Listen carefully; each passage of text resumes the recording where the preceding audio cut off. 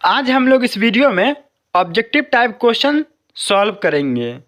Paper का नाम psychology, BEd first semester. Unit 1 से लेकर यूनिट 5 तक का ऑब्जेक्टिव सॉल्व करेंगे। सबसे पहले यूनिट 1। क्वेश्चन नंबर 1, साइकी का मतलब है। ए में है रूह, बी में है दिमाग, सी में है तर्ज अमल, डी में है इनमें से कोई नहीं। तो साइकी का मतलब होता है रूह, इसलिए ऑप्शन ए सही है। और इसी की जगह क्वेश्चन रहेगा लोगस का मतलब है, तो आंसर होगा मुताला। और साइकी किस जबान से लिया गया है? तो यूनानी लैंग्वेज से। लोगस किस जबान से लिया गया? तो यूनानी लैंग्वेज से। साइकी प्लस लोगस और दोनों मिलके साइकोलॉजी बनाता है। क्वेश्चन नंबर 2, नफ्सियात किसको कहते हैं? ए तर्ज अमल का मुताला, बी दिमाग का मुताला, सी शऊर का मुताला, डी इनमें से कोई नहीं। तो ऑप्शन ए सही है। नफ्सियात किसको कहते हैं? तर्ज अमल का मुताला। क्वेश्चन नंबर 3, तालीमी नफ्सियात का बुनियादी मकसद है। ऑप्शन ए तालीमी तरीक़ों की तफहीम के लिए, बी उसातिज़ा को बच्चे की तालीम में नफ्सियात की समझ देता है, सी मौसर तदरीस के लिए ज़रूरी तालीमी पस मंज़र फराहम करने के लिए, डी तालीमी तहकीक के लिए नज़रियाती खाका फराहम करने के लिए। इस क्वेश्चन का जो आंसर है, मैंने बहुत ढूंढने की कोशिश की लेकिन 100% श्योर नहीं हो पाया कि इसका आंसर क्या होगा। फिर भी 99% चांस है कि इसका जो आंसर होगा बी होगा। उसातिज़ा को बच्चे की तालीम में नफ्सियात की समझ देता है। क्वेश्चन नंबर 4, तजुर्बाती नफ्सियात का मोजिद किसे कहा जाता है? मतलब एक्सपेरिमेंटल मेथड का फाउंडर किसे कहा जाता है? ए में है बोरिंग, बी में है हल, सी में है बुंड, डी में है टोलमान। तो सी में जो ऑप्शन है बुंड, वो सही है। विलियम बुंड को एक्सपेरिमेंटल मेथड का फाउंडर कहा जाता है। क्वेश्चन नंबर 5, पहला तजुर्बाती नफ्सियाती लेबोरेटरी कहाँ कायम की गई? Option A Berlin, option B Boston, C Frankfurt, D Leipzig.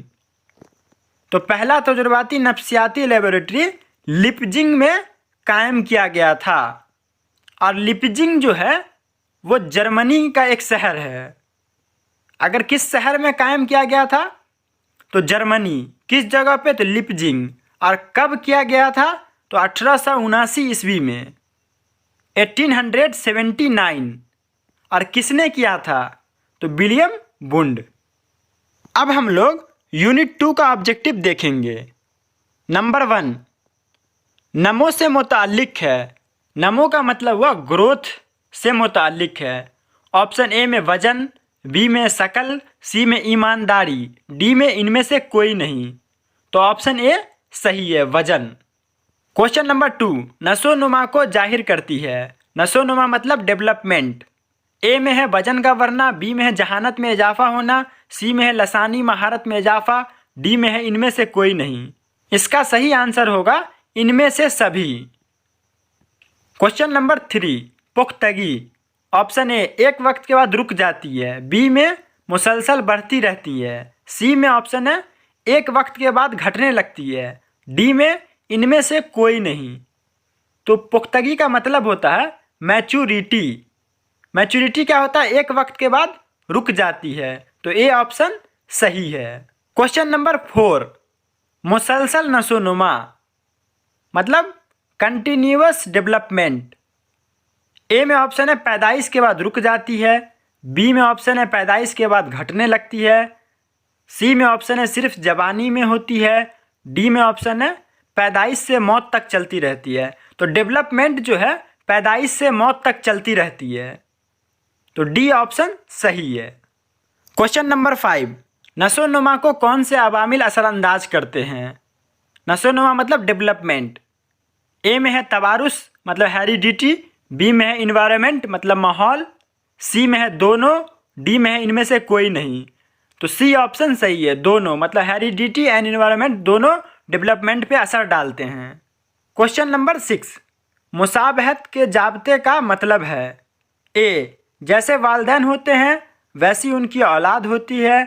B, जहीन माँ बाप के बच्चे कुंद जहन होते हैं। सी, कदो कामत पर माँ बाप के असरात नहीं होते। डी, इनमें से कोई नहीं। तो ए ऑप्शन सही है, जैसे वालिदैन होते हैं वैसे उनकी औलाद होती है। मुसाबहत का जो रूल है यही कहता है। क्वेश्चन नंबर 7, कौन से मरहले को इनकलाबी मरहला कहा जाता है? ए में है शेर खारगी, बी में है बचपन, सी में है उनफाने शबाब, डी में है बलोगत। तो सी ऑप्शन उनफाने शबाब सही है। उनफाने शबाब को इनकलाबी मरहला कहा जाता है। क्वेश्चन नंबर 8, 20वीं सदी की लसानियत का बानी किसे कहा जाता है? ए में है फ्राइड, बी में है इरिक्सन, सी में है कोहलबर्ग, डी में है पियाजे। तो ये 4 ऑप्शन में आंसर है ही नहीं। लसानियत का बानी नोम चॉम्स्की को कहा जाता है। क्वेश्चन नंबर 9, नफ्सी तज्जिया का नज़रिया किसने दिया? ए में है फ्राइड, बी में है इरिक्सन, सी में है कोहलबर्ग, डी में है पियाजे। तो नफ्सी तज्जिया का नज़रिया सिगमंड फ्राइड ने दिया था। तो ए ऑप्शन फ्राइड सही है। क्वेश्चन नंबर 10, वकूफ़ी का मतलब होता है। ए में है देखना व समझना, बी में है सोना, सी में है लिखना, डी में है पढ़ना। तो वकूफ़ी का मतलब होता है देखना और समझना। ए ऑप्शन सही है। अब हम लोग यूनिट 3 का ऑब्जेक्टिव सॉल्व करेंगे। नंबर 1, इनफरादी फ़र्क से मुराद है। ए में ऑप्शन है जिस्मानी फ़र्क, बी में है ज़हनी फ़र्क, सी में है मुआसी फ़र्क, डी में है ए और बी दोनों। तो डी ऑप्शन सही है, ए और बी दोनों। क्वेश्चन नंबर 2, दरूने शख्सी फ़र्क से मुराद है, जिसका मतलब है इंटरा इंडिविजुअल डिफरेंस से मुराद है। ए में ऑप्शन है एक फ़र्द की सलाहियतों में फ़र्क, बी में है 2 अफराद की सलाहियतों में फ़र्क, सी में है 3 अफराद की सलाहियतों में फ़र्क, डी में है कसीर अफराद की सलाहियतों में फ़र्क। तो दरूने शख्सी फ़र्क मतलब इंटरा इंडिविजुअल डिफरेंस का जो क्वेश्चन रहेगा तो आंसर ए जो है एक फ़र्द की सलाहियतों में फ़र्क सही है।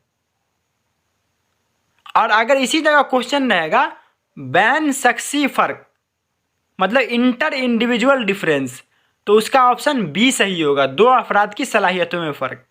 अगर इंट्रा इंडिविजुअल डिफरेंस पूछेगा तो एक फ़र्द की सलाहियतों में फ़र्क, और इंटर इंडिविजुअल डिफरेंस पूछेगा तो 2 अफराद की सलाहियतों में फ़र्क।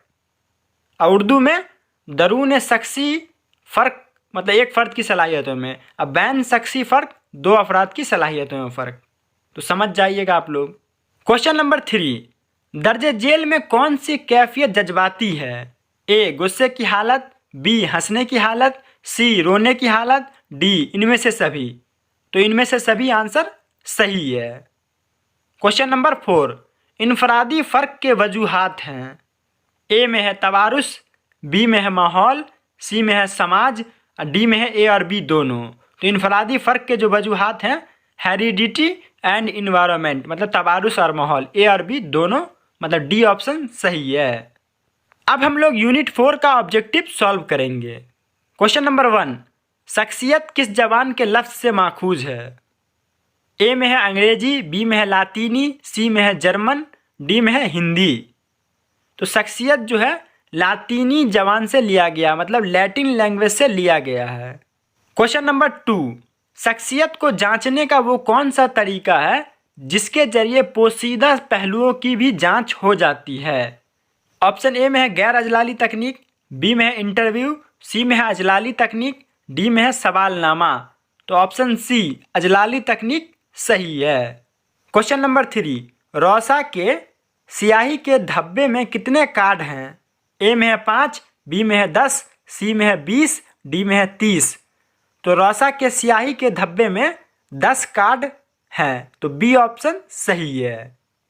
क्वेश्चन नंबर 4, CAT किस उम्र के बच्चों के लिए मुख्तिस है? ए में ऑप्शन है 2 से 4 साल, बी में है 2 से 8 साल, सी में है 3 से 10 साल, डी में है 5 से 15 साल। तो CAT जो है 3 से 10 साल के बच्चों के लिए मुख्तिस है, तो ऑप्शन सी सही है। क्वेश्चन नंबर 5, TAT कितने कार्ड्स पर मुश्तमिल है? ए में है 10, बी में है 5, सी में है 8, डी में है 30। तो TAT जो है 30 कार्ड पर मुश्तमिल है, तो डी ऑप्शन सही है। क्वेश्चन नंबर 6, किसके जरिए दी गई शख्सियत की तारीफ को जामे तारीफ माना जाता है? ए में है ऑलपोर्ट, बी में है फ्राइड, सी में है एडलर, डी में है मॉर्गन। तो ऑलपोर्ट की जो तारीफ है उसको शख्सियत की जामे तारीफ मानी जाती है, इसलिए ऑप्शन ए ऑलपोर्ट सही है। यूनिट 5A में ऑब्जेक्टिव है ही नहीं, तो अब हम लोग यूनिट 5B का ऑब्जेक्टिव सॉल्व करेंगे। क्वेश्चन नंबर 1, किस माहिर नफ्सियात के मुताबिक सीखने का अमल कोशिश और गलती का नतीजा है? ए में ऑप्शन है पाउलो, बी में है स्किनर, सी में है कोहलर, डी में है थॉर्नडाइक। तो ऑप्शन डी थॉर्नडाइक सही है। थॉर्नडाइक के मुताबिक ही सीखने का अमल कोशिश और गलती का नतीजा है, तो डी ऑप्शन सही है। क्वेश्चन नंबर 2, किस इक्तसाबी नज़रिया में चूहे और कबूतर पर तजुर्बा किया गया? ए सही और खता का नज़रिया, बी क्लासिकी मशरूत नज़रिया, सी अमली मशरूत नज़रिया, डी बसीरती इक्तसाब नज़रिया। तो ऑप्शन सी अमली मशरूत नज़रिया सही है। क्वेश्चन नंबर 3 अगले पेज पर है, क्योंकि जगह कम था तो इसलिए क्वेश्चन 4 को मैंने पहले शामिल कर लिया। तो क्वेश्चन 4 देखेंगे। कोहलर के मुताबिक सीखने के अमल में सबसे अहम क्या है? ए में है कोशिश, बी में है गलती, सी में है अक्लो फहम, डी में है माहौल। तो ऑप्शन सी अक्लो फहम सही है। अब हम लोग देखेंगे क्वेश्चन नंबर 3। पहले हम लोगों ने 4 देख लिया था, अब 3 देखेंगे, फिर 5 देखेंगे। तो 3, कौन सा इक्तसाबी नज़रिया लिखना सिखाने और टाइपिंग सीखने में सबसे ज़्यादा मददगार है? ए में है क्लासिकी मशरूत नज़रिया, बी में है सही और खता का नज़रिया, सी में है बसीरती इक्तसाब नज़रिया, डी में है अमली मशरूत नज़रिया। तो ऑप्शन बी सही और खता का नज़रिया जो है वो सही है। और अब क्वेश्चन नंबर 5, जो कि हमारे ऑब्जेक्टिव का लास्ट क्वेश्चन है। किस माहिर नफ्सियात ने इक्तसाबी अमल में तकीबत मतलब रीइंफोर्समेंट को सबसे ज़्यादा अहमियत दी है? ए में है कोहलर, बी में है कॉफका, सी में है थॉर्नडाइक, डी में है स्किनर। तो रीइंफोर्समेंट को सबसे ज़्यादा अहमियत स्किनर ने दी है, तो ऑप्शन डी सही है। तो आज की वीडियो में हम लोगों ने साइकोलॉजी के सभी यूनिट का ऑब्जेक्टिव सॉल्व किया। तो वीडियो कैसी लगी कमेंट करके बताएं, और वीडियो से मुताल्लिक कोई सजेशन हो तो वो भी कमेंट करके ज़रूर बताएं।